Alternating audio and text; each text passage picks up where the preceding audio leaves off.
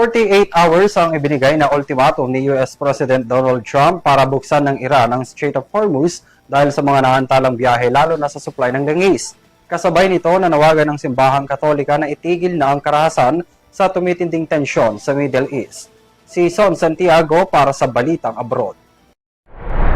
Sa pagpasok ng ika-4 na linggo ng tumitinding tensyon sa Middle East, muling nanawagan ng kapayapaan si Pope Leo XIV. Sa kanyang pahayag nitong linggo, March 22, sinabi ng Santo Papa na labis siyang nababahala sa patuloy na karahasan sa rehiyon at nalulungkot sa patuloy na pagkawasak dulot ng digmaan. Inilarawan niya ang mga pagkamatay at paghihirap bilang isang skandal sa buong sangkatauhan.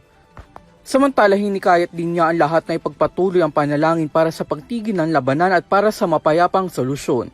Matatandaan naman noong March 15 na nawagan na rin ang Santo Papa ng ceasefire at iginiit na hindi kailanman magdudulot ng tunay na kapayapaan ang mga karahasan.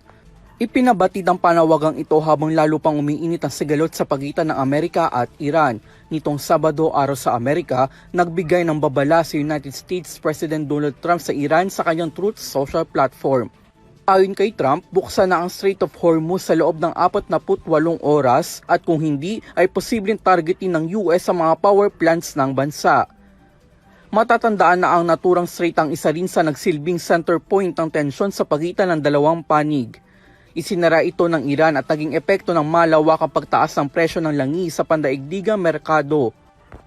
Ngunit kailan lang ay binuksan naman ito ng bansa, ngunit hindi nila pinahihintulutan na makalayag doon mismo ang Amerika at mga kaalyado nito. At bilang tugon sa 48 oras na palugid ni Trump, matapang naman na sinagot ng Iran officials na hindi sila magdadalawang isip na gumanti. Ayon sa kanila, tuluyan nilang isasara ang naturang strait kung aatakihin ang kanilang energy infrastructure.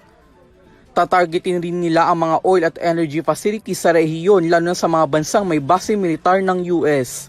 Sa kabilang banda, batay sa ulat ng Institute for National Security Studies, umabot na sa 1,500 ang nasawi sa Iran mula na magsimula ang airstrikes ng US at Israel noong February 28. Para sa EuroTV News, ako si Son Santiago, sumasaludo sa bawat Pilipino.